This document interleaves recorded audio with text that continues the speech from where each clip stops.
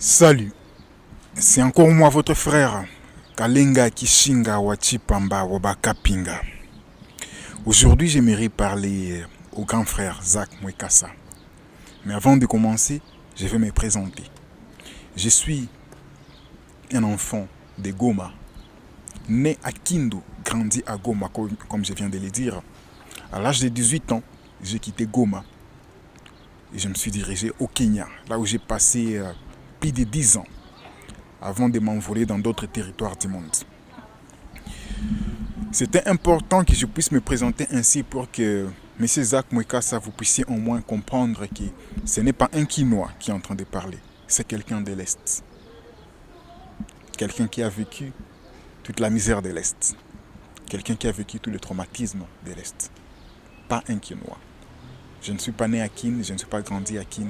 Je suis arrivé à Kin une ou deux fois, juste pour histoire de visa. Un point, un trait. Donc je n'ai jamais passé à Kin même 3 semaines, au maximum 1 semaine, 2 semaines. Alors, pourquoi j'ai décidé de vous parler, grand frère Zach Mwekassa? C'est parce que moi, j'ai toujours été votre fan. Tout ce que vous faites, la gloire que vous avez donnée à notre pays en remportant des matchs de boxe à l'international, nous avons toujours été fiers de vous. Et depuis un certain moment, vous postez certaines choses qui divisent les Congolais. Avant, j'ai considéré ça comme un appel à l'éveil des consciences de nos frères quinois. Je me disais, les grands frères, il est en train de dire des vérités qui blessent, mais ce sont des vérités importantes. Ça va quand même aider nos frères quinois à se remettre en question et à prendre conscience des défis, des réalités qui traversent notre pays. Mais plus les jours passent, plus je trouve que la vision que j'avais de votre lutte, ou je ne sais pas, les intentions que vous aviez, apparemment commencent à perdre les chemins. Je commence à sentir dans vos propos quelque chose qui peut mener à une division entre les peuples, entre des frères. Je vais essayer de m'expliquer pour ceux qui ne savent pas de quoi il s'agit. M. Zach Mwekassa, à plusieurs reprises, traité des Quinois d'immatures, de presque toutes les insultes possibles. Et comme j'ai dit, j'ai pensé que c'était un appel à l'éveil des consciences. Mais plus les jours passent, il commence maintenant à dire les Quinois sont moins intelligents, les gens de l'Est sont mieux que les gens de Kinshasa. Je ne suis pas juge pour dire s'il a raison, s'il a tort, mais quand même, je suis assez mature pour comprendre qu'un tel langage ne peut finir que par la division entre les peuples, ou même, pire même, par un génocide. Pourquoi par un génocide? Il faut comprendre l'histoire de tous les génocides du monde pour comprendre qu'à la base, ça commence toujours par des propos pareils. Je vais m'expliquer. Monsieur Zach Mwekassa, essayant de comparer les gens de Kinshasa, les dénigrants, et essayant de montrer que les gens de l'Est sont mieux que les gens de Kinshasa, ne peut que créer des choses. Une haine des Congolais de Kinshasa contre les Congolais de l'Est, un complexe de supériorité des Congolais de l'Est envers les Congolais de Kinshasa. Est-ce que ça ne vous rappelle pas de ce qui a mené au génocide au Rwanda? Et moi, je vais dire une chose. Mes chers frères de l'Est, mes frères de Goma, Bukavu et partout à l'Est, ne soyez pas naïfs. Je sais que parfois, certains, je lis les commentaires, ils sont contents. Non, il dit que nous sommes intelligents, nous sommes polis, nous sommes bons. Ce sont les Quinois qui causent les problèmes au pays. Je vais vous rappeler, il y a, je crois, 4 ans ou 5 ans, Zach Mwekassa était à Goma. Et une fois qu'il est sorti de Goma, qu'est-ce qu'il a dit? Il a fait une vidéo où il a traité vous, les gens de l'Est, des jaloux de sa réussite. Il l'a dit clairement, la vidéo, et sur YouTube, vous pouvez la chercher, que les gens de l'Est l'ont empoisonné parce qu'il est en train de réussir sa vie. Et aujourd'hui, vous pensez maintenant qu'il vous aime? En ce moment-là, il disait les gens de l'Est se sont des jaloux, ils l'ont empoisonné. Il est arrivé à Goma, on l'a empoisonné, il était sur le point de mourir. Je ne sais pas, un praticien l'a sauvé la vie. Qui est vraiment, c'est une mentalité des gens de l'Est. En d'autres termes, les gens de l'Ouest et les Quinois n'ont pas cette mentalité. Aujourd'hui, il a maintenant un problème avec les Quinois. C'est les gens de l'Est qui deviennent bons, les Quinois deviennent mauvais. Réfléchissez. Et si vous réfléchissez, vous allez vous dire une chose. Soit les intentions de ce grand frère, c'est de diviser les peuples et mener à un génocide, ou soit il n'est peut-être pas aussi intelligent qu'il le croit. Il y a des jours, il est allé même à l'extrême. Il a dit, il a fait une vidéo même, il a fait un post disant, c'est pas Léopold qui coupait les mains des Congolais, ce sont les Congolais eux-mêmes qui coupaient les noms de leurs frères. Ils étaient des lâches. Il a même ajouté que les Zoulous en Afrique du Sud aient été des braves. Ils n'acceptaient pas qu'on puisse, je ne sais pas, les dicter à faire du mal à leurs frères. Ils acceptaient mourir plutôt que de faire du mal à leurs frères. Ils n'acceptaient pas tuer leurs frères par peur de la grande armée britannique. Mais les Congolais, des lâches, l'ont fait. Et il dit que la lâcheté, c'est héréditaire. On est lâche parce que ses ancêtres étaient lâches. Donc si les ancêtres étaient lâches, vous êtes aussi des lâches. Je lui ai dit, ça va, il n'y a pas de problème. Il n'y a pas de problème, allons lentement. Est-ce que vous, Zach Mwekassa, vous descendez des Zoulous? Si vous descendez des Zoulous, tant mieux, vous n'êtes pas lâche parce que c'est héréditaire. Mais vous descendez des Congolais. Votre père, votre mère sont Congolais. Vos frères, vos sœurs sont Congolais. Et maintenant, aujourd'hui, bien sûr, vous niez vos origines. Aujourd'hui, vous dites, je ne suis pas Congolais. Un autre signe d'un lâche. Vous niez vos origines parce que ça ne va pas chez vous. Vous voulez vous attacher là où ça va.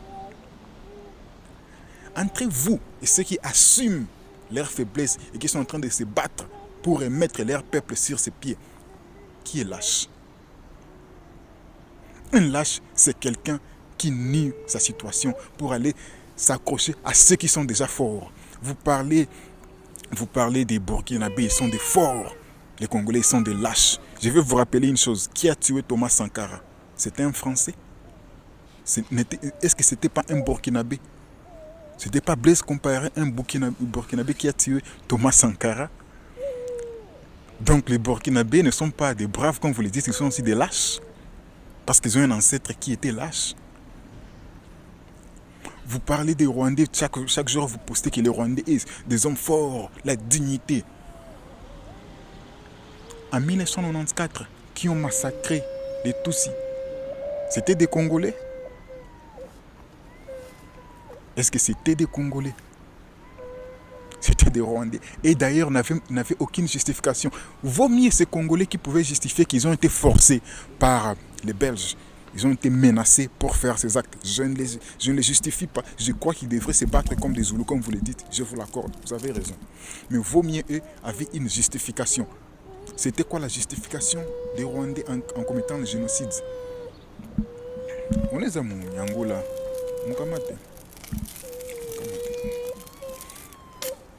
Il y a mon bébé qui fait un peu de bruit. Elle sent que papa est monté. On va continuer. C'était quoi la justification des Rwandais en commettant le génocide contre leurs propres frères? Ils n'étaient forcés par personne. Il n'y avait plus la colonisation. C'était des hommes libres. Est-ce qu'aujourd'hui, on va dire qu'ils sont aussi des lâches? Pourtant, vous dites que ce sont des hommes dignes, des hommes braves, hein? Les codes d'honneur. Vous avez aussi mentionné les Kenyans. Je n'ai jamais vu les Kenyans faire du mal. Un Kenyan faire du mal à son frère Kenyan. Moi, je vous dis que j'ai vécu au Kenya 10 ans. Alors, si vous ne connaissez pas l'histoire, je vous demande de vous taire. En 2006, après les élections, qu'est-ce qui s'est passé au Kenya? Les frères se sont massacrés juste parce que leur candidat n'a pas gagné les élections et ils ont conclu qu'on a volé des votes contre leur candidat.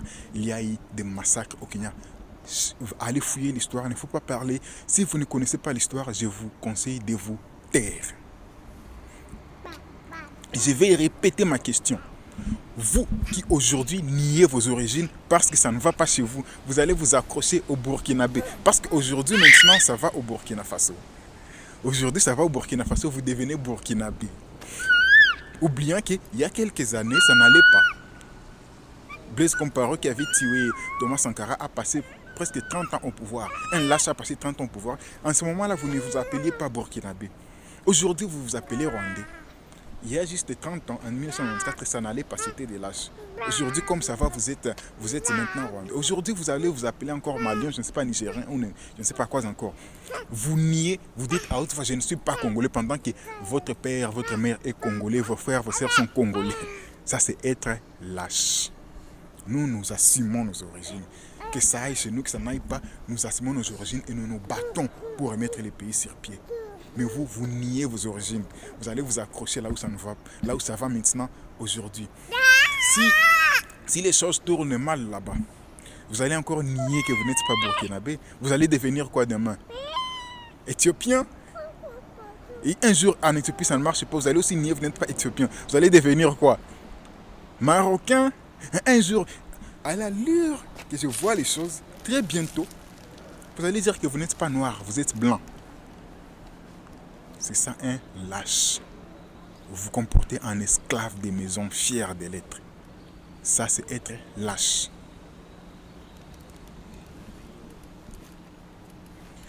Moi j'appelle les Congolais de l'Est et de l'Ouest. Soyez prudents. Parce qu'avec de tels propos, si vous n'êtes pas prudent, si vous êtes naïf, vous allez finir par vous massacrer. Parce que, je vais encore le dire, pendant des centaines d'années, voire des milliers d'années, les Hutus et les Tutsis vivaient comme des frères. Il ne s'était jamais rendu compte que non, eux ils nous dominent. Il a fallu que quelqu'un puisse venir dire que non, eux ils sont plus intelligents que vous. Vous devez dominer parce que vous êtes plus intelligent, vous êtes plus beau et tout ça. À la fin, ça a mené à ce que nous connaissons tous.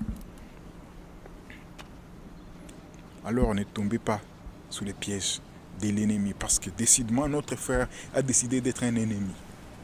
Et je demande aussi aux autorités d'être vigilants avec les propos d'Isaac Mouekassa. Au départ, j'ai pensé que c'était des critiques constructives. J'ai pensé que c'était un appel à l'éveil des consciences. Mais je me rends compte que les intentions sont impures. Monsieur Isaac Mouekassa, qu'est-ce que moi je vous recommande? Soyez brave. Assumez qui vous êtes. Assumez vos origines. Que vous criez partout que vous êtes Rwandais, vous êtes Burkinabé, vous êtes tout ce que vous voulez crier partout. Vos parents sont au Congo.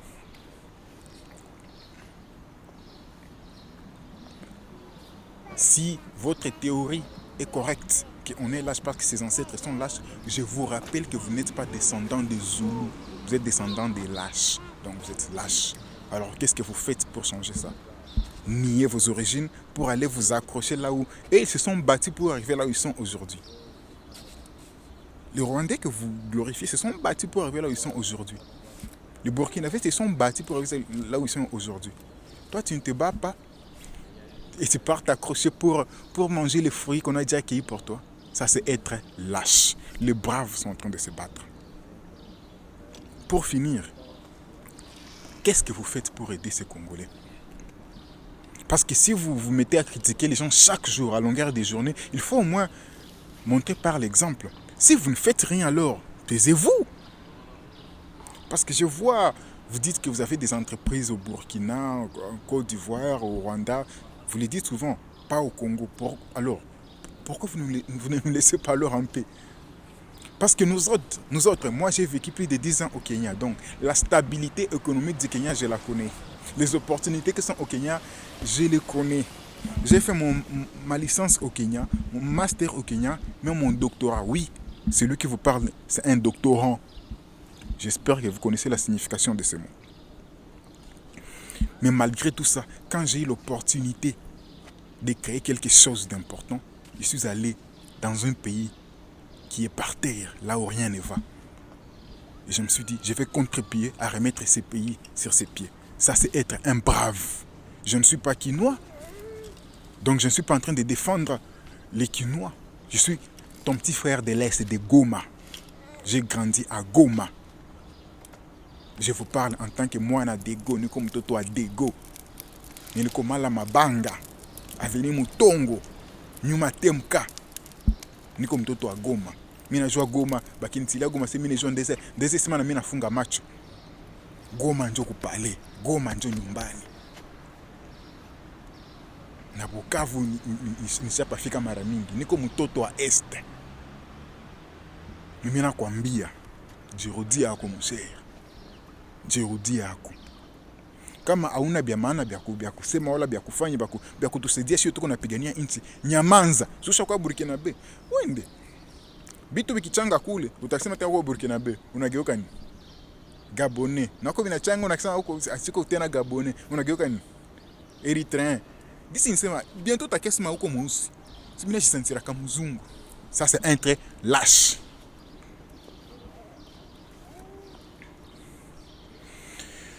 Au nom de Dieu Tout-Puissant et de nos ancêtres méritants, je remercie tout le monde. C'est votre frère Kalenga Kishinga Wachipamba Wabakapinga. Je ne suis pas un coach, je suis le feu de mes ancêtres.